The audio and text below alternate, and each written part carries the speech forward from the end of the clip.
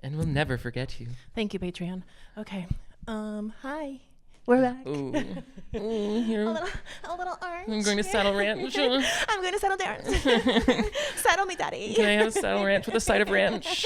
Ranch me saddle. Yes. Okay, sorry. This is going Ranch me salad.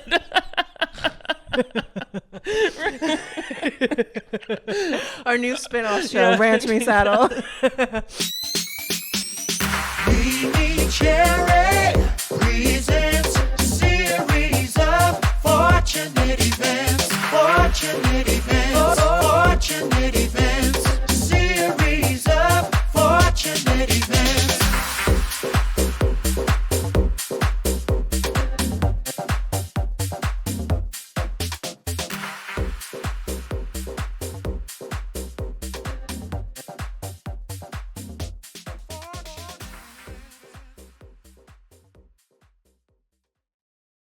Hello. Welcome back, everybody, to the latest episode of the series of Fortunate Events, a podcast brought to you by who? It's still me, MeMeCherry, and I'm joined today, television viewers, by... Hi, it's me, Nick DiRamio. How's it The going? audience goes wild. Oh, you're too much. Keep going. Keep it going. So yes, television viewers, Yes. I'm joined today by the illustrious YouTuber content creator, Nick DiRamio. You flatter me. Thank you. I'm so happy to be here. Oh, I am beyond excited. I thought I blew it. I thought I blew this whole thing because I was so late to this hotel. And What? You? Honestly, it's so bad. It's gotten chronic. And I was like, I showed up half hour late, sweaty. This nice hotel. I thought they were going to kick me out. But we made it work. You made it graciously made it work. So thank you. For like 10 minutes, I was like, am I just being trolled? Yeah. Did somebody pretend Yes. to be? Oh my God. Yeah, my assistant being like, I sometimes, I have to like really let go of like, now that someone's handling some of my communications, I just have to like let go and be like, it's going to work out. And I can't proofread every single thing. And he knows what he's doing. But yeah, no, I was like, she probably thinks I'm just completely ghosting. So I'm glad that you made it. Yeah. Well, thank Goddess. Thank Satan. Thank God. Thank whoever you believe in. Oh my God. Thank that hill, that uphill climb to get from down there in Romaine. Oh my God. Gosh, I took her to the pet store down La Cienega, and on the way down, I'm like, this is cute. Fun. And then on the way back, I'm like, oh, this is why I've been on the treadmill at 10 for the last month. Oh my God. I wish I had been doing any physical activity for the last 10 days before this hill. I was like, but I was the same way. Going down, I'm like, oh, gravity is on my side. The world is spinning with me. Look at beautiful Los And Angeles. then you're going up and it's like, are you kidding me? There's more stepping. Who are you, Satan? And everyone else seems so comfortable doing it. They're like strolling up. I didn't like it. The heat got to me, I think, and I started feeling personally attacked. Yes. Yeah. No, and again, it's only because I am performing tomorrow at Rollin' with the Homos back home. I literally fly home tomorrow morning because I got booked for this gig. Nice. And I've been a fan of drag for so long. Last year was my debut at my live show. I did it again earlier this year while I was trying to process a breakup. And so I did an Arianka number. Awesome. And then I've just been kind of like feeling my oats, going to the gym, losing weight, getting my confidence back.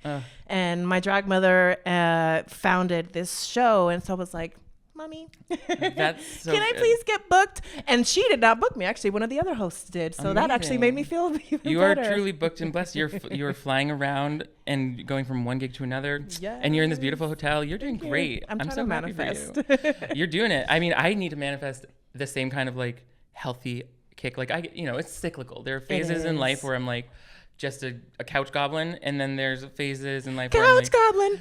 oh my God, that was you did not miss a beat with that. Hi, you're so sweet. Yeah, I know. You just want attention. You're my couch you know goblin. you know that we're doing a podcast. Oh my God, so sweet. I can't. You know that we're doing a podcast. Well, so you're a friend in my head because Stop. this is my passion project. I have a redacted company day job, but I work from home. Oh, okay, yeah. And so it's somewhat isolating. And so I watch a lot of content in the background Yeah, I do too. just to keep from the The voices. voices, yeah, those inner voices. From getting Las too loud. voces, las little voces. And so, yeah, so I feel like I know you. I God. did a little kind of like, you know, you go through like the channel history of like how far back did the videos go? Like, when did I start watching you? Right. And I believe it was that Shane Dawson Jeffree Star Okay. era Yep. that my algorithm fed you to me. That would make sense. Those are big days. Yes. And then I just adore your content. You're so creative. you. Not only dive into like these kind of like YouTube dramas, but you cover, you know, these Disney shows that, you know, I have no idea existed, but you just bring them to life. Oh. These weird like religious movies. Yes, those are some of my favorite. Yeah, thank you so much. That's a very nice compliment. So how deep does the religious trauma go? See, honestly, I don't even know sometimes. Like sometimes it's a surprise to even me the things that have like, come out of my mouth when I'm talking about like religious movies. Yeah. And it's like, I mean, I was raised in a Catholic family. Me too. Like Irish, Italian, Catholic, and like my cousins and my aunt on my mom's side, they were like really into it. Sure. And I feel like my family just kind of faked it. We were like, we'll do the holidays sometime. We're not doing that midnight mass Yes. on Christmas Eve. Like I'm trying to not do that. And but then it's like, you know, the whole growing up queer thing. Yeah. And being taught that there is a heaven and a hell, which I think is just like, come on. Being a child is stressful enough. Yeah. We don't need to give this, like, I don't need to know about anything beyond this earth at that age. Like, let me just Yeah. handle snack time. Exactly. And heaven and hell are here on earth. Yeah, exactly. Ooh, hell is a place on earth. What a way to start the podcast. So, yes, I found you on YouTube. I've been following your videos. You're a friend in my head. And then when I got this season going again, I was like, I'm going to reach the stars. I'm going to dream God. big. And I reached out to you and you said yes. I'm so happy you did too. I mean, I love, like, appearing on different podcasts is often how I discover new podcasts. Sure. Because I just never think to go and browse. When I worked in an office, I would commute and I would listen to podcasts all the time. That's how I found them. Yep, always finding new ones. But now it's like, I just don't even have I don't even think to like go out and seek new ones unless it's like something that comes up in a video, like with the Tana and Brooke obviously thing right now, or anything with Jason Nash, like that's coming across my timeline. Yes. There's so much, all the juiciest stuff is happening in podcasts. It's crazy. And like Zack Sang, that whole thing, I can't believe it. I'm just like, God, podcasts are a great way to get canceled. Zachariah is out here being wild. This is crazy. Yeah, like there's a lot. I didn't even really know that Zack Sang was like who he was, and then I heard about his like Radio Disney career, and I was like, oh, I used to love listening to Radio Disney like all through my teens, and those DJs sounded so cool. Yeah. So it makes sense. Yeah. That was his trajectory, but I don't know. It's once you lose that public trust with people. Yeah. I don't know. I know, and it's interesting, right? Because I feel like sometimes in queer spaces, boundaries are like not a thing. Yes. And I feel like their set is an example of sometimes people being a little loosey-goosey with boundaries. That's actually one of my favorite parts of my drag mother, is that she has been one of those people that has helped me learn healthy boundaries, because up until a few years ago, I didn't even know what that was. Right. Either. Yeah, I mean, they definitely, I think there is this thing, especially with like white male privilege, and then add in like cishet gay kind of privilege, where it's like sometimes we just think we can say whatever we want, you know, and it's like, that's a child you're talking to, so watch. Just because you're gay doesn't make it the optics any less uncomfortable. Yeah. And like we don't need to be doing all that. Like especially if it's a joke and you know that it's wrong. Yeah. But then just the uncomfortable comments that were made towards these poor, like hardworking pop stars. It's like these girls are working harder than any of us. Yeah. And like barely getting paid fairly for it, I'm sure. Yeah. Like let's not then needle them with weird questions, like just because they're sitting in front of us. It's such a predicament to put them in. I know. I was recording here yesterday with a friend of mine, and like it kind of came up that like I have a history of like family members like sexualizing me when I was very young. I had boyfriends at a very early age that were older than me that sexualized me when I was very young. And again, it took me a long time to realize that stuff is not cool. Right. And I am now 45 years old. And once in a blue moon, I talked to my 54-year-old ex who, like, when I dated him, he met me when I was freshly 21. Right. Like, literally freshly 21. Yep. And he was 31, and I thought it was the coolest. He owned a home. Right. He had money. Yeah. You know, he treated me to the nice life. But I grew up. Yeah. And now when I talk to him, he forgets that I'm not that little 21-year-old girl and that I have opinions. Oh, so he tries to like talk to you like he would have been. Yes, and he gets offended that I have opinions. Oh, I bet. That's so fascinating because I had the same kind of boyfriend experience. Like growing up, I would always be like, from the time I was 17, I remember going out with someone who was 25, which is like that's not great. I realize now, but I mean, I'm not judging myself for it. Of course. I was I thought it was so glam. Yes. But he had a car. Yeah. He was an ambulance driver. Ooh. I was like, saving lives. Uniform. Yeah. Blue slacks. Save me, daddy. But now I'm like, what was his problem? Yeah. Like, come on. Like, what was he doing? Driving 2 hours to pick up an under 18-year kid, driving back across state lines, like, as you should have known, adults. You should have known. So, and then, like, you know, even old, like I was a Craigslist baby. Oh my like gosh. hooking up on those Craigslist personal ads and just lying about my age. But like, I mean, I look at pictures of myself then and I'm like, I looked baby young. I was 15, 16. It's one of those that we're all in the lie together, but like Yeah. who here actually, you know, Right. And knows it's like, better. exactly. And I don't know why, like with everything that was in like pop culture at the time, To Catch a Predator was one of my favorite shows. Ironic. I wanted to be one of the decoy actors so bad. Hi, Yeah. I'm playing video games. I got some wine coolers. Do you want some cookies? And they're always like in the other room, like around a corner to like avoid like Hi. so they can't see their You just see crow's the little hat peeking through. a turtleneck up to their eyes. They're like, my mom and dad are at work, okay? It's like, Oh my gosh. they have like a walkie-talkie beeping under their shirt. Alert, bird in the coop, wanted bird in the coop. The role of a lifetime. That's what I wanted. And then as soon as Chris Hansen comes out, they book it. They go, Oh my gosh. beeline it.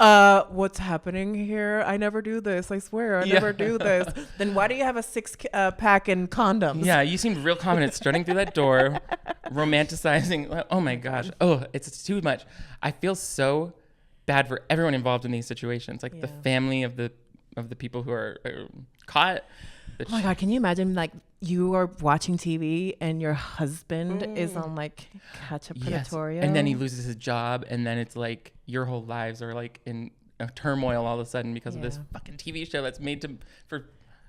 I was like 12 watching this and being like, yeah, down with Get it. 'em. I was like on Craigslist, like fully doing the same thing. Entrapping people. Well, oh my gosh, totally. You are a really good podcast guest thank you. because it's like camera on, mic on, blah, blah, blah, blah, blah, blah, blah, blah, blah, and it's nothing. It's like I barely touched my notes. So YouTube, talk Yes. to me. Oh my gosh. As a budding creator myself, Oh. with a little baby channel. What? Why YouTube? Yeah, that's a good question. And I mean, I was asking myself the same thing for like the 4 years before the Shane and Jeffree things that kind of Yes. took off. Yeah. Because I think it took me a year to get 8,000 subscribers, and then, 4 years to get that first 8,000 subscribers, Yeah. and then during the pandemic, the Shane thing blew up, and I was just like, oh, okay, finally, I see why. Like I was deluding myself the whole 4 years that like it's gonna pay off. Yeah. Just keep going. People are appreciating it in smaller numbers. It's not, I still had to keep my day job, which I was very happy to do. And then it's like I was just proud to be building a small and authentic community. Yes. And so I had to like find a way to like love the process of being in that space and honestly be okay with that. I had to decide like I have to be okay if this is the biggest it ever gets. Like I remember I made $1,000 from like a brand deal 1 month, and that was like the most I'd ever made from this as a side gig. Sure. And I was like, that's great. Like I was like, I could do that every few months and be happy. Like and I would notice that in my quality of life. And so it wasn't until like, I don't know why, but it wasn't until like I was really accepting that and kind of just loosened the reins a little bit. Yeah. That I was able to kind of free myself up creatively to think of, oh, I read about the chair, that Shane Dawson show on Reddit. And I was like, nobody's posted clips of this. Let's find it. And then I watched it all on Stars, and it was behind a paywall. So I knew like it wasn't easily accessed by most YouTubers. Yeah. And I was like, oh, he's being a jerk in this. Found. Yeah. So I was like, my goal is to like make a video summing up all 10 hours of this, get it posted on Reddit by somebody who's not me, and then they're going to love watching it because they've all been looking for clips on there. And it just like unfolded that way. And it was only because I finally gave myself like the quiet to be like, let's decide what we want to do next strategically, rather than just be like, let me order some fucking triple stuffed Oreos off Amazon and eat those all on camera. Like, that's not really where 2020 content was at, you know? That was I was still chasing trends from, I think, a previous era of YouTube, which was rapidly changing. Very Shane Dawson coded. Yes. Oh my God. Yeah, it's his specialty. Yeah. But like, you know, the pandemic had just started, and so everything was, I think we didn't even realize how rapidly everything was changing towards this more like conversational long form thing that's kind of growing with the audience. But so anyway, to answer the question that you actually asked, I picked YouTube because I was a social media manager at the time, and for a hair care QVC company, and it felt very glamorous to be able to go out to Pennsylvania and be on set for QVC. Yes. But I hated that I was doing all of this work for somebody else's brand. I was tweeting in somebody else's voice. And I was just like, I want to do this for me. Yes. And I want it to eventually be the thing that pays me. And I'm not going to, I had to get over the timidness about that. You know, of looking like I was trying, which like, because I was trying. Yeah. I was like, I'm going to post my first video. I'm going to share it on Facebook. I'm going to try to get people I know to watch it, because I'm just going to, if it works out how I want, they're all going to know eventually. Yeah. So it was like beginning that process of like really humbling myself to like be able to be seen and be perceived, and realizing that was part of this dream that I had. Yeah. And I just wanted to work independently. I hate office jobs, other people, bosses. They really stress me out. They really, like, to the point where I find like everyone with anxiety feels like they have the worst anxiety around whatever it is that triggers them. But I mean, I was like, I could not sleep. I could not eat. Or I could only eat, or I could only sleep. It was, I just didn't feel healthy. I didn't feel me. And I think I got depressed when I thought like, well, this is what life is. You work in a job that's like, you go to an office, it's 9 to 5. They stress you out. They try to get as much work out of you as possible until you're burnt out. Capitalism. Yeah, exactly. Like, it was a capitalist hellscape. And it was depressing to think that was the only way. And then once you step outside of it, and I kind of took that leap, you realize how many people work for themselves or work in a gig economy or work from home. And it's like, can be a lot more free and easy of like a life. Yes. Than I felt like I was stuck in. Oh, I can totally relate. And it's interesting because, as I mentioned, I work from home. The other day, my apartment building has like a little gym, but as part of my therapy homework, I go to the other gym that's like in the mall complex, because I'm around other people, because I'm so isolated. And the other day I got there early. We're like waiting for the kid to like open up, and some guy's like chatting me up, and he just like starts. It's so funny to me that people will just openly talk shit to people that they don't know. First, he starts saying stuff about like, oh, I don't trust the Chinese. That's why I don't do business with Chinese people. I'm like, okay. Spilling the tea on the Chinese. And then something came up about like working from home. And he's like, yeah, I hate working from home. That's lazy people. And I was like, well, I work from home, and it's actually been great for my mental health. Yeah. But thanks for the chat. I'm going to go stand over here now. Seriously, why do some people have opinions just to have like an opinion? Yeah, I know. You don't know that. And negative ones. Yeah. Like, you know what I mean? You're projecting. Just because you would be lazy in a work from home job doesn't mean I am. Exactly. Interesting. Yeah. And that's real quick to come out with some slander of the entire country of China. I'm telling you. Like, we haven't even stretched yet. I know. And part of me's like, I know I'm very white presenting, but like, you don't know me. All these assumptions. Yeah. Like, you could have, yeah, exactly. Like, I have Chinese people in my family. They're Chinese Puerto Rican. Right. They exist. It's shocking that people of grown age would even like not consider that world outside. But I think that's the problem, that like with like the Republicans or whatever, like the right side of the aisle is like, often I think the policy seems skewed towards us focusing on it's like centralized, overly centralized. My family needs this, isn't affected by that, blah blah blah. And it's just like, so, but we're like, think of your community. Yeah. Well, American exceptionalism is toxic at its core. We're exceptionally good at it. Yeah. Before we take our first little commercial break, I have a little gamelet for you. What? Oh my God. It's a pop culture rapid fire game. I'm having so much fun. Oh my God, yay! I love that. This is so cool. And I just gleeked all over my iPad, and that's super sexy. And apologies, I sometimes do inadvertently flirt with my guests, but it's just because, Love vibes. it. Yeah, feeling it. Okay, first up. Ooh. Oh, somebody has opinions. Yeah. First up, she's like, the party next door.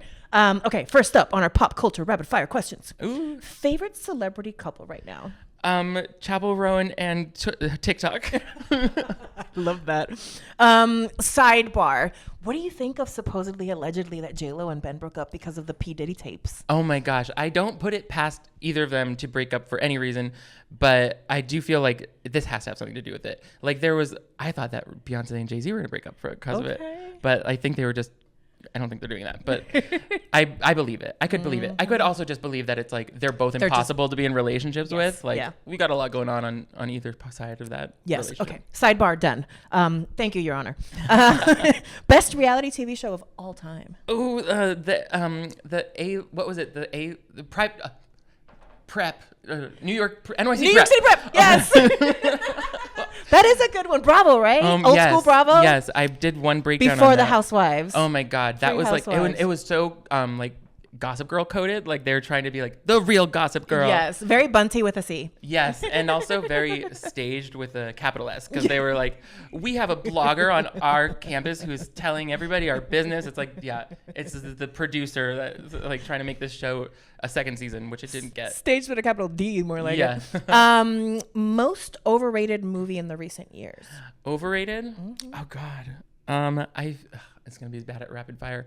I think. Oh, you know what? Bird Box. Oh. Like where did it go? Controversial. Bird Box like came in. It was a flash in the pan. Wasn't there supposed to be like a second one too? I don't know. Well, there was a trailer for this movie where this woman has two kids tied to a rope, and I was like, "This is Bird Box," because she's like yelling at them. She's like, "Whatever you do, don't let go of this rope, or you will die. Do you hear me?" And like that's how Sandra Bullock started that movie. Yes. But there's like weird like multi-handed creatures and like demon gogs, yes. Whatever that is. Demagogues? Yeah. Has to be that. Weird spooky creatures in the woods. So it's like not Bird Box, but it might be. It's Box Bird? Yeah. Met Gala, yay or nay? I'm saying nay. I think it's making less and less of a splash each year. The fashion, I mean, honestly, but nay to the event itself, like I don't care, but also nay to like us only having bad things to say about stuff that I think is still cool. Like, and I think a lot of us on TikTok are fashion blind. So it's like, we wouldn't know if we're looking at a good outfit or not. Yes. Anyway, like that looks like nice fabric. Yeah. It's shiny, sparkly, and it's made by fucking Valentino. So I think it's okay. Yeah. I'm obsessed with the Iris Van Herpen structural moving gowns that have been coming out the last couple of years. I love those. Those are really cool. That's like soft sculpture. That's like moving art. Oh my God. Yes. I think that, I did have trouble with Kim Kardashian's outfit this past year with the sweatshirt. She had like a pilling sweatshirt. Yeah. Which was like part of over the the line. Maryland dress, right? No, she did have a shawl over the Maryland dress 2 years ago, or 2018 maybe. This was just like I rolled out of bed kind of like so it vibe. was the Garden of Time. Yes. And it was like about the pores being outside the rich house. Yes. She was like, it's like I saw this magical night in the garden and I just pulled my boyfriend's sweater on and I ran out and it's like, you're making this up as you go. Yeah. But that was like something they did in that previous collection. I forget who the designer was, but they shoulder robed all these like tweed sweaters, but it just looked bad on camera. It looked pilling. It looked. Speaking of Kimberly, how iconic is that clip of, I think she's getting ready for one of these events and it's her, the designer, and North, and she's doing that like pearls look. Oh yeah. And North is just reading them. Oh my to God, that's right. Filth. And the designer's like right there. He's like, oh, this you is hate it? fun. Your daughter's so cute. So adorable. Does she like biscuits? Fetch North. Would be a shame if she went and sang The Lion King in front of the whole Hollywood Bowl. in a stinky outfit. Oh my God, that outfit. Celebrity you'd love to see on a reality show. Oh, I would love to see celebrity. I would love to see. Why do I guess I'm listening to a lot of Chapel Rowan. I'm like, put her on there. My number tomorrow is Chappelle Roan. Oh my God. This will be out after. I'm doing Hot to Go, but as a Krispy Kreme themed number. Oh my God, iconic. I ordered the Hot Now t-shirt. I rhinestoned it. I'm going to have two minions giving out Krispy Kreme donuts. I'm already, clapping. That's my number. That's amazing. I'm so excited. They're going to eat that up, literally. Literally. Okay, last but not least, and I think I know the answer. Which artist will dominate the next decade? Oh, I don't know if I know the answer either. I'm like, culture. It's not Chappelle Brown? Oh, yeah. I think it was. Well, I don't know because she's been like tweeting about how she hates fame, and it's like it's been 2 weeks. I know. I've been famous for 2 weeks. Please chill. I know. But yeah, I think she's like really doing something special, and so let her have her opinions. So it could very well be her. Yeah. But I was like thinking of artists like painters, and I was like, Shel Silverstein. Banksy? yeah, Banksy. Oh my God. We're about to go on the commercial break, but we'll leave it on this. It was the weirdest thing because I am the biggest fan of Banksy, and I went to London and I came across a Banksy exhibit, which really? felt very antithetical. Right, like not what he would want. Yeah, but I think it low-key is like a fundraiser for something. So Right. like an undercover fundraiser, which is very Banksy coded. Yeah, that's So true. yeah. Did you see Access to the Gift Shop? Yeah. I won't get into it. Well, I just would think that was also kind of like weirdly commercial and staged, almost feeling like to me like the whole first part of it was made up and it was like semi-fictional. Yeah. So yeah, I think there's like this ironically like buying into this everything that he's also so like, and it's so simplified, all of the like protest messages that are in the art. Mm-hmm. So it's like, to me, it's kind of like a commentary on that, like how we can be so performative while we're also doing this other thing. I know, and it lends credence, I think, a little bit to the theory that it's actually a collective and not a person. I think that makes sense too. Yeah, that would make sense. I know. I almost I think I got little things at that gift shop at that exhibit, cool. but I had to stop myself from getting the two cops kissing because there's something that's like subvertive, but then like not about it. Right. Yeah, I see what you're saying. It's like, I hope that was done by a queer person. I know. Anywho, we'll be right back. In my crumble opinion, I strongly identify as Zendaya as an Oakland baddie with a twink problem. Boink. Horny jail. The movie Goons. Gooning is to masturbation what Tashi's conception of tennis is and what the boys think tennis is at the beginning of the film. End zone, penetrating the end zone, I don't know, what are some other home run, home base, touchdown, let's punt, rhymes with I don't know. That's fishy to me. And that straight guys are sometimes the most queer. Challengers does for queer theory what Barbie thinks it does for feminism. In my crumble opinion. Sweetie. Anyways, we're back. Hi. You probably heard some of that in the hot cam section. You're welcome. Hot cam. Hot cam for the Patreon. Speaking of, actually, let's do that right now. You, dear listener and television viewer. Yes. You too can be a patron of the arts. Oh. You too can be a supporter of a woman-owned business. We stand. Yes. So you can sign up to my Patreon, SOFEPod.com/Patreon. We have 3 tiers for you. We have a honey tier inspired by my little honey dog. Oh my God. We have a sugar tier inspired by what my drag mother calls me, which is her azúcar fairy. And then you meld those together and what do you get? You get caramel. Oh. What do we get for these tiers, do you ask? Yes, tell me. So the great thing is get in on the ground floor while I'm building this Patreon, because you've heard me talk about this on previous episodes. And then I realized the back end couldn't do the things that I was promising. But that works in your favor. So I was saying for a while, like, oh, the bottom tiers will get stickers every other month. Yeah. Or what about like a weird frequency? The merch thing, yeah. The back end is monthly. Right. You know what that means? You get something every month in the mail. Yay. Oh, that's going to be so fun. I'm Yes. signing up. I can't wait. Thank you. So the honey tier, you're going to get production credit. You're going to get access to the back catalog that's slowly being locked away in the vault, very Disney style. Ooh. You get access to the behind the scenes content like hot cam, which has been really hot camming this season. And then you're going to get a little handwritten notelet with a sticker from me every month. That's the bottom tier, and that's for $3 a month. Value packed. Oh my gosh, I'm telling you, best deal in town. Yeah. For $6 a month, you get 2 stickers in the mail every month I'm doing and a little note. And for $9 a month, you get all of the above, plus the 2 stickers in the mail, plus a note, plus, this is the one that I'll track on the side. Oh, You're going to get a yes. t-shirt every 6 months, and we're going to be doing limited drops So this is one of the first ones available. I love this. So sign up to the caramel tier on the Patreon, Oh and my you God. too can get a T-shirt in the mail. I'm going for caramel. I was looking at this magnet and I was like, that needs to be on a T-shirt. And there it is. I'm so excited. How are you getting all these stickers designed every month? Are you already done? Yes. So a lot of them, I mean, that's 5 months worth. And Yeah. then there's like an initial one that I designed that's like caramel level, honey level, sugar Right. level. So that's the first one that you're going to get. You're going to get like your patron exclusive. Then you'll get one of these.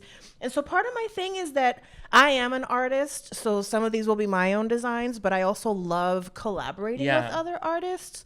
So this is a Newsy Chew classic. This is a black masked design. This is a Clifford design. This is another Newsy Chew.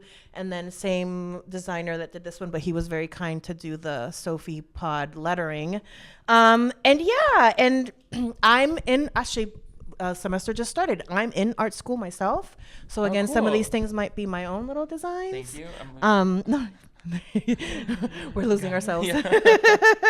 So that's the Patreon. Yes, that's iconic. I love the merch. We were talking about merch before. Yes. I'm obsessed with merch. I love. Talk to me. Talk merch. I feel like you're doing a genius thing here with like the planning out the whole year ahead in advance. I'm just doing that thing on Patreon now, where it's like after 3 months they get a this, they get a that, which I love.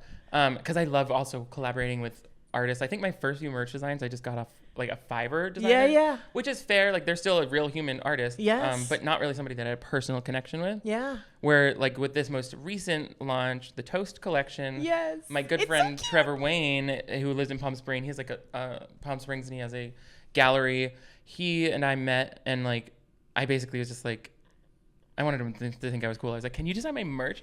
And so I sponsored him, but now we're like really close friends. I love you make it sound like he's a child in some other country. I sponsored him. Oh yeah, for just a quarter a $1.99. day. Yeah. He was able The to original eat. Patreon. Yeah, truly. Sorry, I get dark sometimes. No, please. I live there. Speaking of dark, 2024 election year. It's so dark. It's so dark that I'm like, there was a moment where I was ready to move out of the country, but now I'm feeling better. real. I'm feeling better. That's real. Yeah, my parental units are traipsing Europe right now because they're considering similar options. Shit, they're really in it. Yeah. They're like, we actually are looking at properties. Yeah, low key. Damn. Yeah. Well, I can't say I blame them. It's scary out here. It is. Thank God we have our merch I know, right? to And our comfort dogs. everybody. Yeah. I do distract myself with I've been in my e-commerce era lately. Like, Yeah. I've just been like the last 2 weeks, I think I haven't done more than one video, not on purpose, not proud of it. Sure. But like, I just couldn't get creatively the juices flowing to write. And instead I found myself diving into Shopify and pulling all of my merch, which used to be on like a third-party print-on-demand provider, into a self-branded store. And I've loved making websites since I was a kid. Yeah. So to launch this over the last few months, or I just kind of launched a couple days ago, it was like it's like, oh, now this is an adult business and I can't just fuck around. Like I need to actually make the privacy policies. And all of these details need to come through and these email flows. So I was very proud of myself for doing it, even though it was sort of like a procrastination thing. Yeah. It's not for nothing. Yeah. You kind of said it and then it's there. Yeah, similar. I did a whole website refresh in the last few months while I was getting ready for this new season. Building the Patreon out has been a process, as you know. Such a lift, yeah. Yeah, and then now slowly building out that Disney archive, which is basically like downloading from one place, uploading it to the Patreon. Then I need to like record like a little commercial for the Patreon and plug it into Libsyn so that those go out to those downloads. I honestly thought that was genius to put certain videos in a vault. Like, Yeah. I could never. I love that idea because it's like, so they'll come off of YouTube. Well, so right now it's all the audio content cool, that was yeah. like back from when it was audio only. Yeah. And at some point, maybe the YouTube videos. I'm not there yet because since I'm still building out the YouTube channel. And those have value as long as they're Yeah, exactly. So I don't know, but that's why like I like now this like hot cam behind the scenes stuff because that makes it easy to like trickle stuff out on the Patreon. I'm also giving people early access. Yeah. So the Patreon does get to see the episodes first. Yeah, that's great. I know people love that when I do that. Yeah, I also as part of the caramel tier, you can also do fan requests. When I was recording episode 100 with Mama Celeste in Florida, we were laughing so hard we started crying. And so I said, if you want to see me cry on camera, just sign up to the caramel tier. I'll do it for your fan request. They can make you cry? Ooh, Yeah. love that. So talk to me as a content creator. I'm so curious because it comes to me because you were saying, you've been in this process and there's only so much that we can do with like our brains. Do you edit your own videos? It's like this weird hybrid of yes and Yes, because and. I'm a control freak. Yeah. Originally, yes, I was just editing them all myself forever. I actually eventually found somebody who would cut them together. Literally just, this was before the AI tools that we have now, would just cut the spaces out and throw the title in the beginning. Sure. But he did not do any B-roll. He did not do any effects. That was all me. Yeah. Because he just, he didn't really have, I guess I didn't instill him with the confidence to like choose B-roll based on what I was saying. Sure. I don't think he maybe didn't have the command of like film literacy or something to do that. I don't know. I can't speculate, but he wasn't comfortable doing it. So I would do a lot of editing. And then a couple, like maybe a few months into like just doing it full time, I'm like working with these editors who are great. It's like a team of people, but one specific editor named Jeremy who handles most of my videos. Assembly, his B-roll, and then I get that project file and I'm like, the B-roll timing is really important to me. Yes. The pacing of the show is very specific. Yes. Even to the point where it's like, I frequently give the note of like, I don't want to hear even like a little bit of waveform in between two clips. Like when I'm speaking, there's not a long pause between anything that I'm saying. Sure. Because I found earlier on in my editing that like, if I say something funny and then you see me like look down at my notes afterwards, I'm like, that really kills it for me. And so I like to keep the jump cutting. Yeah. And so I'm often just taking out a couple frames of silence here and there. Just kind of like trimming away even more. And then also adjusting the B-roll to cover the right things, or randomly like adding the effects like where I'm like talking to a demon version of myself in a mirror. And that's like, I have the creativity, like the creative energy to do that kind of stuff. Yeah. Now because of the great, templatized assembly that my editors do. And sometimes they'll like add in creative stuff and I'm like, that was genius. And so I love working with them. It was hard at first to relinquish that control. So that's kind of where I'm at because, well, first, again, I'm just trying to grow this to the point that like I can bring other people on to help me. So I'm just technically not there yet that I could bring on somebody to help me full time with the editing. But sometimes I'm like, I don't want to stare at myself. Yeah.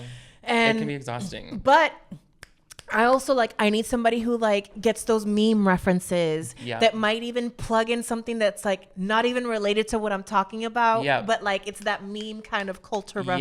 Yes, like someone who's online and chronically online gay. You gotta find the chronically online editor. I know they're out there. Yes. I had the same thing. I was like, I basically need a clone of my brain to instill in some other person so that they can like do what I do. But then I just came to realize like I'm gonna find the best editor I can. I'm confident in my ability to give creative direction. Yeah. And then I also know that there is a special sauce that I will bring to the final mix in because we have the skill to edit.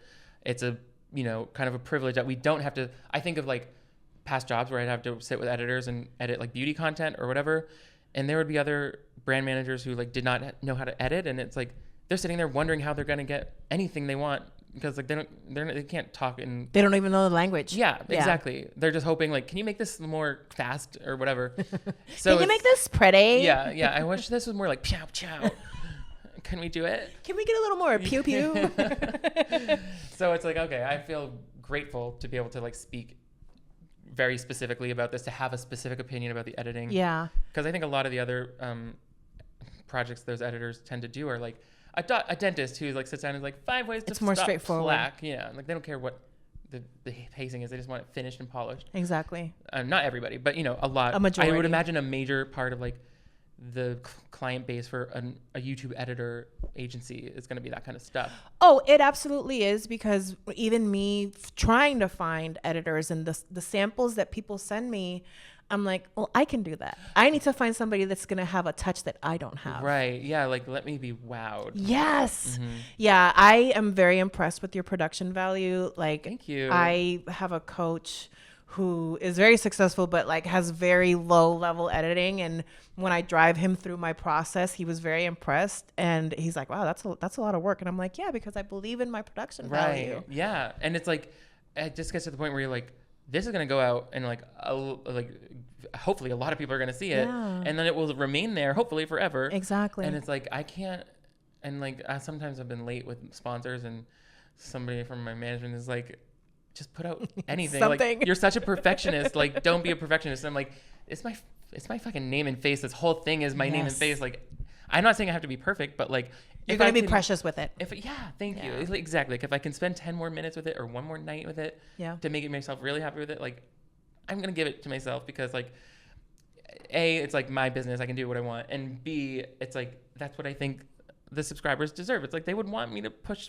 I would want them to push if they're working on their films or projects. Like, I want them to push to make it as best as possible. And it's just, and it's gratifying. How do you find your subjects? Like, how do you, where is your inspiration fountain from? I think I definitely get a healthy amount from the viewers. Like suggestions in the comments and stuff like that? Yes, and Patreon. We do a live watch party once a month on Patreon. Cute. Like me, picture in picture with a movie and then the chat from the chat overlaid. And so the chat from Le Chat. They are always Le chatting with me. She's like, chat? You rang? Chat with you. Oh my God, you're so cute. Sit So for me, sit. yeah, people give me I get lots of good suggestions. And now I have Archie, my assistant, helping me compile those into Hi, lists. Archie. Hi, Archie. Thank you. Thank you for helping us today. Oh my God, yes. Thank you. Poor Archie. I could feel Archie sweating through the text. I called him and I woke him up from the, like, he was asleep. He's overseas. Yes. So I was like, I'm so sorry. I forgot about time zones, but I'm really messing up right now. So yeah, thankfully, Thank you, Archie. he's helping me find all of the suggestions that are fit to print. And a lot of times it's like, what is that? And then I'll look up a trailer and I just get that feeling where I'm like, oh yes. Yes. Like if I watch the trailer or a clip and I have several things to say that feel like jokes coming on, then I'm like, that's good. And then like with the influencer stuff, I found I really just have to be interested in it personally. Yes. Like I would try sometimes to cover things that I just thought would get views. Yeah. Like, and I didn't care so much about, or that influencer didn't interest me, or their scandal didn't. You were chasing the dragon. Yeah, and it was so painful. And I was like, this is gonna burn me out, if anything. Like, right, making videos about stuff that I don't truly like enjoy talking for 2 hours about, and then editing it down to 40 minutes. I know. Because that's like, if I weren't exhausted with a topic before doing that, it's like afterwards I'll have said pretty much everything I have to say. Yeah, no, when I was on my way here from the airport, I was with my Uber driver, and it's funny because I forget sometimes, again, that not everybody's a chronically online gay like we are. Oh my God, yes. Pansexual. And we drive, she starts talking about Saddle Ranch. Oh yeah. And I'm like, that's where all the influencers go. And she's like, really? And I'm like, yes. Tana Mojo talks about it all the time. And then we're driving, and then I didn't realize that Dobrik's is like right next door. I just took a picture of it downstairs because like I fucking for hate the this plot, place. yes. And then I'm like, oh my God, there's Dobrik's, and she's like, what's that? And I'm like, you don't know Dobrik's? Sit down. You don't know David Dobrik? Oh my God, Dobrik's. I want to go in there just to see for the plot. Yeah, absolutely for the plot. It looks sad in there. It does. I missed it when it was a Starbucks. I walked by with her because we go on our little walks, and it's interesting, and it's so tiny next to like Saddle Ranch. Oh, and Saddle Ranch, I was like, what is Saddle Ranch with your mannequins in the window?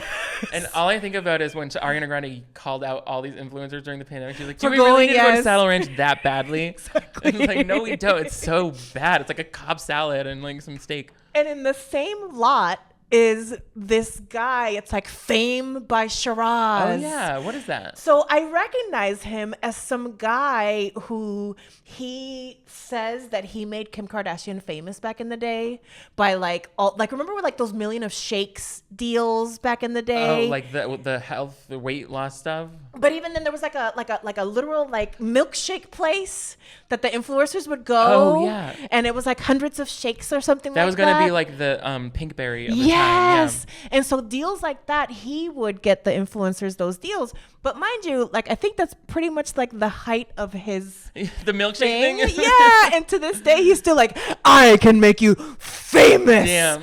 And so literally, he has like an office space right there that it's like, fame God. by me. Because he got Kim Kardashian a Allegedly. milkshake sponsorship. Allegedly. Yeah, and like you see him, sometimes he comes on as like, like an expert in like paparazzi and like famedom, and you'll see him in the background. But again, these are like, beginning era Kim Kardashian, like, influencer era. So it's interesting to still be holding on to like this concept that, did the camera just go out? Oh. We're going to check on that. We'll be right back. Spill the tea with us in the Whisper Lounge. We've got little tidbits, the sweetest secrets, and maybe even a few laughs waiting for you. Got something fun to share? Well, send it on over. Because here, we love a good story. And your secrets are always safe with Mimi. SOFEpod.com/whisper. And we'll never forget you. Thank you, Patreon. Okay. Hi. We're back. Ooh.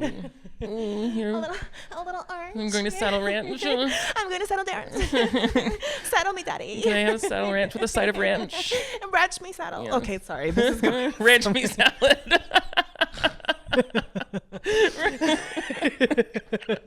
our new spin-off show, Ranch Me Saddle.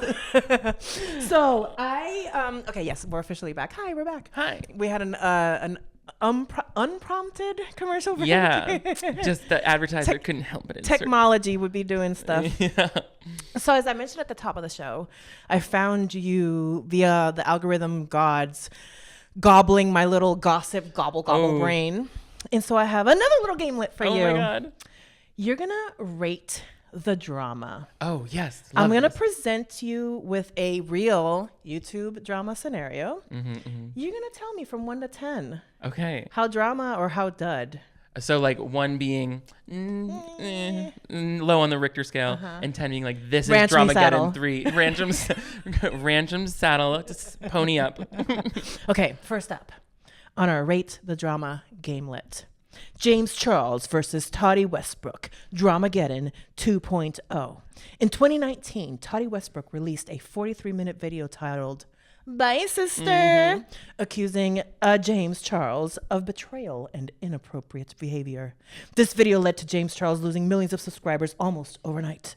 James responded with a video of his own, and the drama continued to unfold with multiple parties getting involved. Oh, yeah. I think this is a solid 8.5 to 9. Ooh. It does escalate for me because at the beginning I was like living for like Toddy's video where she and you did it at my birthday dinner. Like that was iconic. Dinner. But then it was like the way that snowballed into the cancellation of Shane Dawson. Yes. Oh, I was living for that. She's lying. She's lying. Oh my God. I was like, my mouth was agape so many times during that whole period of time. Like when he went live and was like, I've been like talking about his assault.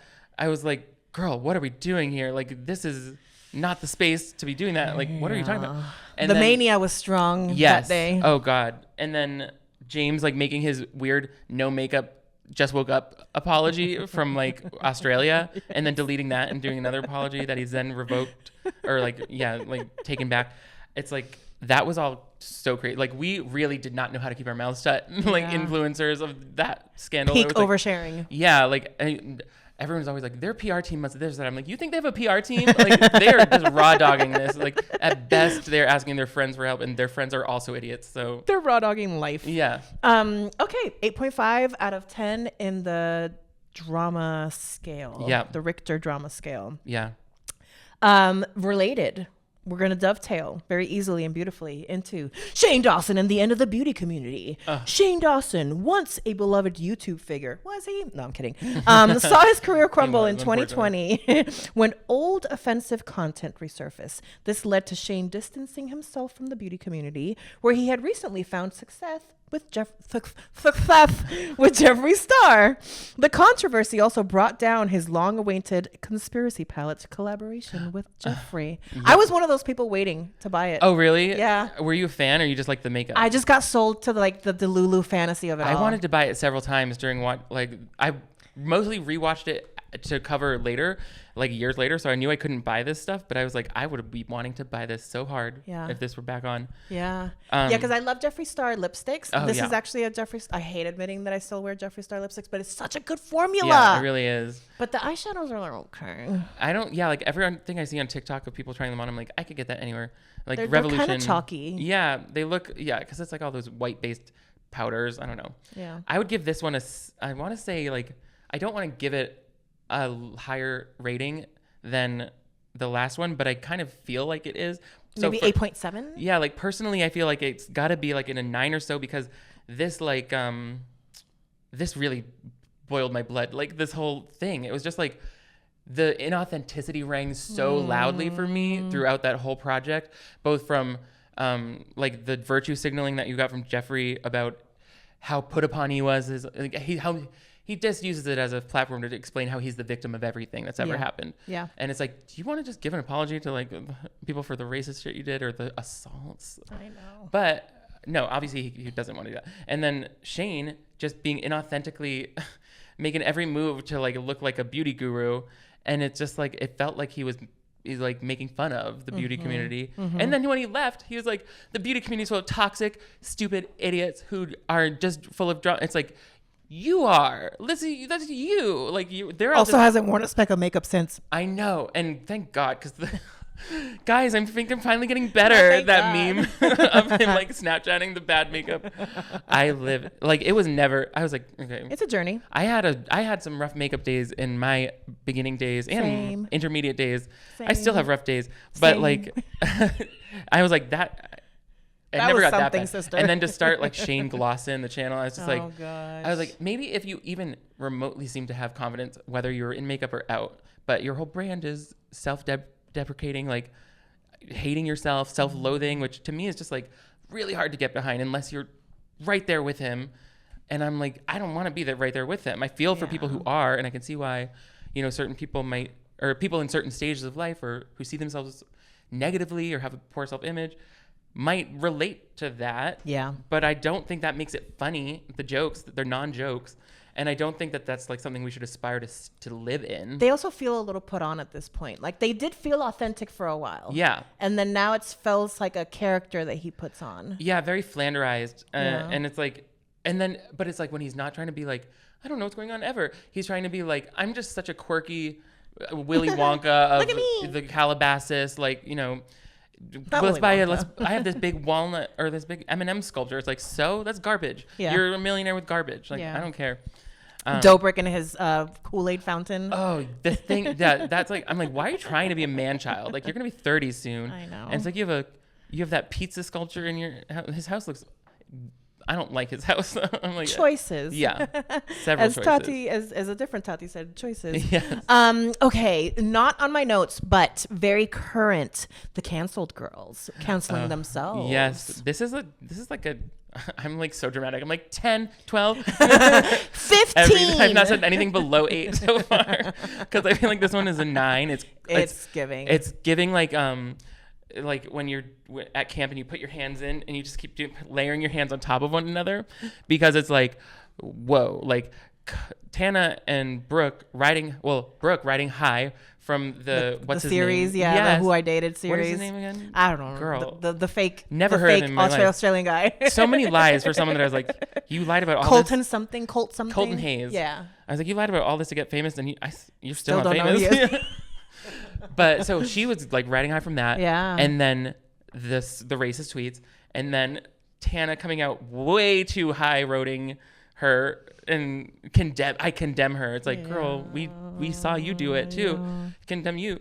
So like and then she's canceled for that now. And then people were cheering on Brooke for like having real friends. And then it's just like and then Cody Ko being also part of the whole thing.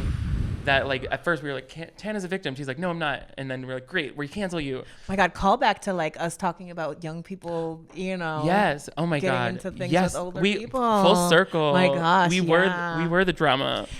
And Tana's an interesting one because Tana actually low-key, high-key fascinates me. First of all, Tana was partly inspiration for me exploring sobriety from alcohol. Oh, cool. Because to me, it was like, if that girl can do it, Totally. Yeah. I can do it. And Yeah. I have way more money years under me with the partying. Yeah.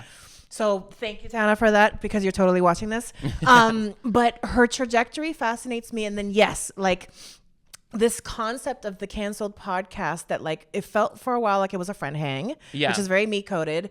But then they started getting real into like talking shit about people and trying to put them down. And you gotta be careful when you start throwing stones. Yes. Look around. Is your house made of glass? Yes. Oh, even just with this, what is her name again? Olivia? Yeah. What's her last? Oh, not Alicia, Olivia, the other one, the one with the FaZe Banks, right? Like FaZe Banks. Yeah, that girlfriend. Alicia Keys. I'm so sorry. You're beautiful, but I don't remember she's your gorgeous. name. And I was like cheering her on with this latest video where she Yeah. like said her the meanest girl in LA shirt. Yeah. I was like, she's really giving their asses back to them. Yeah. Like, I kind of was here for that. And I love the back and forth of it all. At least with that, like accusing each other of being mean girls, I'm like, at least there's no crime at the center of it. And Yeah. it's like, which is kind of petty drama. Yeah. And so I'm here for that. Yeah. But otherwise it's like, yes, they're sitting there and being like, I'm going to tell this super specific story that anyone with an internet connection could figure out who I'm talking about, but don't send them hate, you guys. It's yeah, I know. you don't say it. They're going to send them hate. Like, Exactly. But Yeah, the most fascinating part of that whole saga was Brooke's mom coming out talking about she Oh didn't my do God. anything wrong. And would- Brooke's like, shut up. yeah, I would literally die if my mom was my defending God, me poor online. I'd be thing. like, I can't. Oh, gosh. It's a lot. I have two more scandalous scandals for You said rapid fire, and I'm like, great. For my first chapter, I'll just Rapid fire was earlier. This is like, we're really getting Good. into the sauce. Digging in. Okay, next up, rate the drama. Trisha Paytas versus Ethan Klein, Frenemies Fallout. The Frenemies podcast, co-hosted by Trisha Paytas and Ethan Klein, was a massive hit until it imploded in 2021. Blame the pizza. The drama peaked when Trisha quit the podcast during an episode, leading to a public feud between the two that to this day, Ethan says it's not up to him if they can get back together. The fallout was messy, with both sides airing grievances online. Yeah. How do we rate this drama? This is a 6 to me Oh, because okay. I feel it's more than neutral because like the two families, like the in-laws and they have kids, like they're not talking to each other, Yeah, it's so right now, sad. from what I understand. Yeah. And like that sucks, especially if it's like podcast arguments, like shouldn't be, I don't really necessarily, but there might be more to it than we see. Yeah. But I mean, I liked Frenemies and I thought it was great. I sometimes feel nostalgic for it, but I'm also like, but they're doing, you know, other podcasts, and I don't think that I'm like the biggest Ethan Klein fan. Me neither. I liked him with Trisha. Yeah, I did too. But then I'm like, so Trisha doesn't need to carry this guy. Yeah. I love Oscar on Yes. Just Trish. So I'm Hi, like, Oscar. let that be. Like they can carry each other. They play off each other well. Yeah. Rather than me having to suffer through fucking Ethan Klein. Yeah. Just to get some Trisha. Yes. But yeah, it's sad that the fight happened. I think they both enjoy the publicity when people constantly ask them, will they, won't they get back together? Of course. And they then get to like talk about it. But I don't know. I think like there's so much like, I mean, I love the costumes and the makeup, first of all. I think if they could just bring, I'm so glad Trish still does that on her channel. But Ethan, it's like, wear a costume again. I'm Yes. sick of that hat. Well, our last but not least drama. Yes, not it least. dovetails from all of this, and it was part of the birth of the Just Trish podcast, which if you've been listening to this podcast for a long time, you know I'm a big Just Trish fan. I'm a big Trisha Paytas fan. I got to meet her when she was doing her show in San cool. Francisco. Yeah. I've been courting her, trying to get her on this podcast. Oh my God, that would be She iconic. keeps ignoring my emails, but it's okay. I'm just going to keep growing and growing until I get big enough that she begs me to be on my Yes. podcast. Iconic. That's her But song. part of the birth of Just Trish came from a little something I like to call ukulele gate. Oh my God. Colleen Ballinger, also known as Miranda Sings, faced backlash after addressing accusations against her in a widely criticized video where she sang her apology with a ukulele. The situation escalated with accusations of inappropriate behavior and poor handling of the situation, especially involving minors and Trisha Paytas' Oh my gosh. nudes. Yes. This is like a 9 for me because it's like you distributed those photos to children. Yeah. Like that's so like you really are fucking self-involved if you're doing that kind of stuff and not even thinking about what the crime that you're committing. Like she really was just trying to make herself feel better by making fun of somebody else. she obviously wasn't doing it to distribute CP, but it was like, that's what you did. Yeah. Because you're so focused on making a funny joke to some 12-year-old that like you do crazy out of pocket stuff. Yeah. So, and then of course the ukulele apology, it was like, you just can't, like, if you wrote that in a sitcom, like, it would seem too... It wouldn't make it past the writer's room. Yeah, exactly. It was like, and the unhinged... Toxic gossip train. It's haunting. The song is haunting. If you add, like, a little reverb and her eyes, so, yeah, her vacant expression, it's like, that's a Halloween tape. I'm going to have that playing in a haunted house this year. Your video of, like, she's on something. Oh my God. Yeah, I thought she was at least like on no sleep and a lot of like adrenaline from like trying to write that song. I was like, girl, cut a verse, cut a whole stanza because we need some rest. Just cut. Oh my, seriously. I was like, and if you're ever sitting there being like, my whole team warned me not to do this, it's like, then don't do it. Why do you think you know better than all of those people who are like the adult in the room right now? And then the little child lit JoJo Siwa that's still out here talking about, oh my God. It's just them bullying her. I know, JoJo. It's like, I want One of to these support days you so she'll bad. realize it. I think so. I mean, hopefully She's still young. She's still young and she's still very much in the system that kind of like took Birthed advantage of her. her. And yeah, Yeah. exactly. And like, I mean, that even if she gets it later, it's not going to absolve her of like being the producer on this show that was mistreating other little girls in all these like really sad ways. So she'll have to come to kind of, I think, reckon with that. But yes, stop defending people. Like, it's just not helping. It's not helping them. It's not helping you. Find some other really like diplomatic thing to say. Yeah. And say that, and then just don't say anything more. You know, it's like, I don't know, like Noel came out about Cody and he didn't say anything like inflammatory. He didn't say anything that made us be like, now you have to apologize for that. Or Yeah. it's like, it was just like, you gotta be careful with your words. And I just don't think she is all the time. Some things should be left in the drafts. Yeah, seriously. I feel like there's like JoJo Siwa's draft folder would be like so fucking, it's her whole, It's the that's phone. the bow. It's an entire phone. Yes. But I mean, I love JoJo Siwa in so many ways. Her music, I love. I have Karma's a bitch. Stan. Yes, I was in like I did a video on that video, and when I was on vacation in Rio de Janeiro, and it's like that was the song of that whole trip. Like my friend Trent, who I was with, was he could not stop singing it either. But just that line, because that's all we knew. Just Karma's a bitch. I should have known better. If I had one wish, I wish I'd never after. So good. And then I loved the version that was done by the original. Yes. And it was also 2005 back then, and I was like, it's still 2005 when JoJo does it. Yes. Like, it's weirdly cheesier. And that video, did you see the music video? I was like, this was made on photo booth. Like, this is so high contrast. The love triangle of it all. Yes. Oh yeah. And then at the end, she's like a secret agent. Yes. It was like, okay.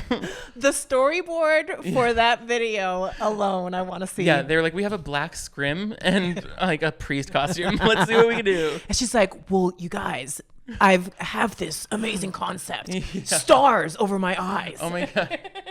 She, yeah, that was a little confusing for sure. And I didn't see the new video Gene yet. Simmons who? Oh my God. The makeup, I was like, sweetheart, like, no. Creature from the Black Lagoon. I am coming up with this unique concept. I like to call it gay pop. No, guys, I didn't say that, though. I didn't say that. I said I wouldn't want to make it more official of a thing. Obviously, I know about 5 queer artists who someone just told her about.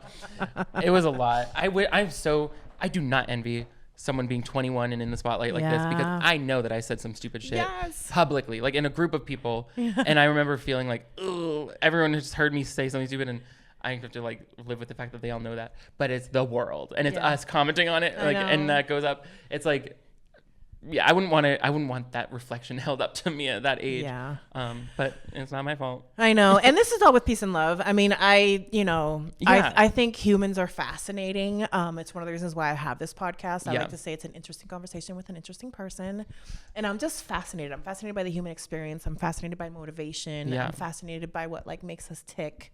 It's just also cool. Yeah. And if I thought like JoJo was incapable of handling, if she were to hear what we just said, I think she's fine. Yeah. And also, it's like she seems fully, aware of where she wants to be going with her career. And it's like, if she changes her mind down the line, then I will be able to relate to that because I had a different world view and I said embarrassing things or things that I'm now embarrassed of when I was 21. Yeah. But I mean, this podcast alone has like grown a lot since 2017. Yeah, I can imagine 2017 is so long ago. I know, it feels like a lifetime ago. And you've like done pretty much every single week.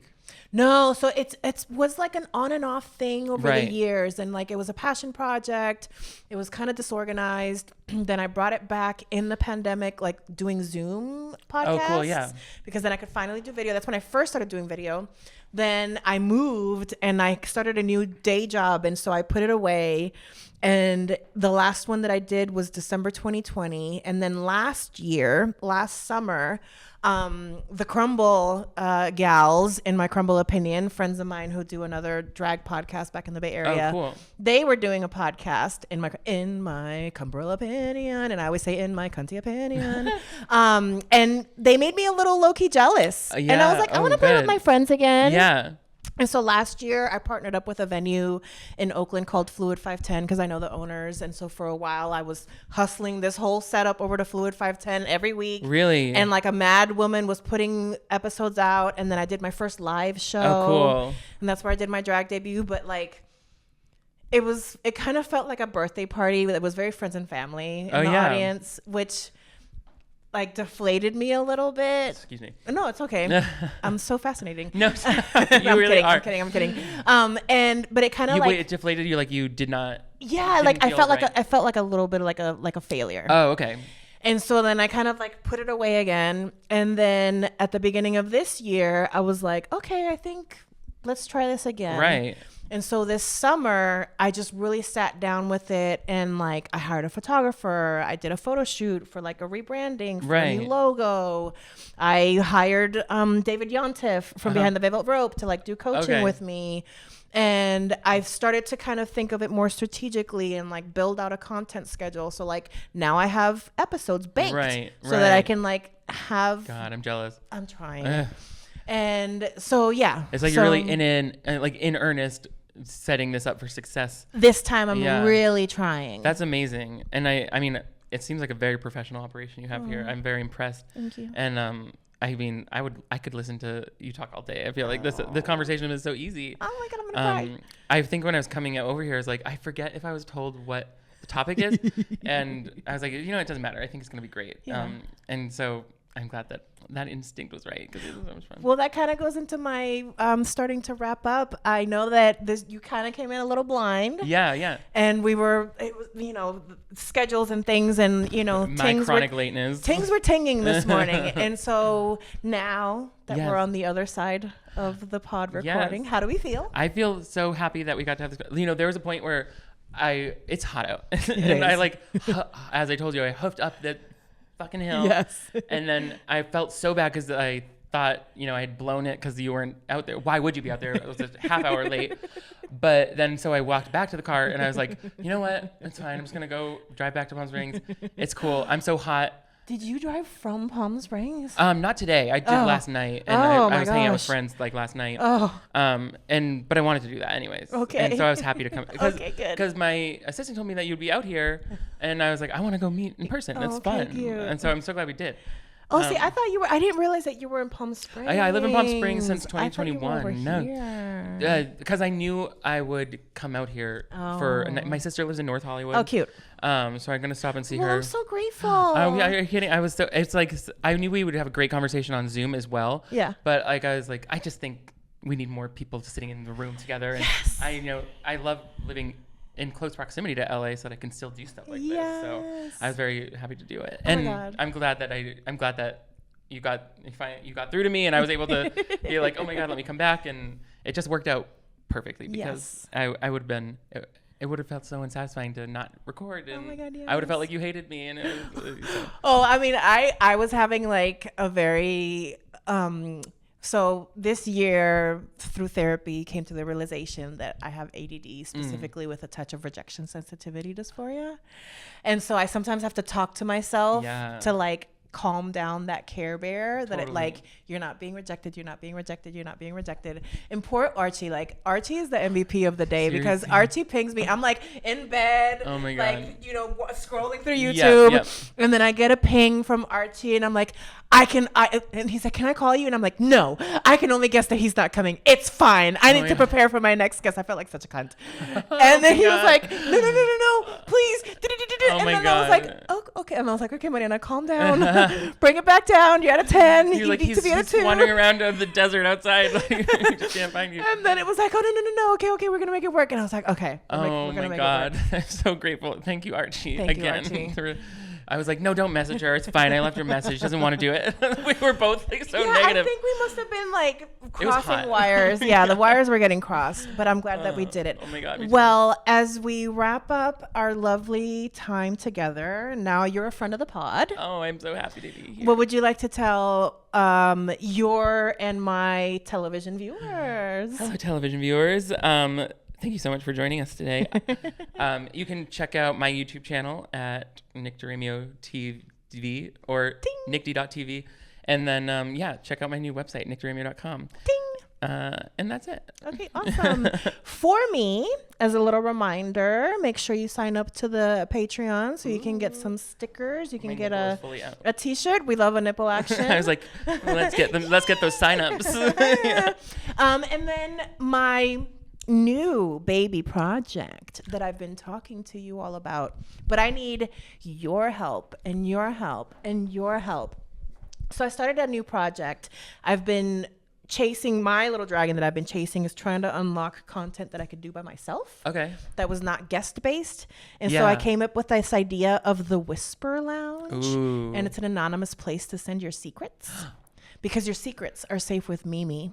So if you go to sofepod.com/whisper, you can send me an email. You can send me a voice note. You can send me a PDF. You can send me a carrier pigeon. I will take all those little secrets. And I still don't know what I'm going to do with them. But all I know is that they're safe with me. I'm so excited because I picture them like being whispered to you, like and like an ASMR situation. Send me your whispers. It's like a blind item thing. Yes. Gossip Girl. Yes. Right, And- NYC Prep. Yes. And because to me, it's like I was trying to think. I watch a lot of talking head YouTubers, we can call them.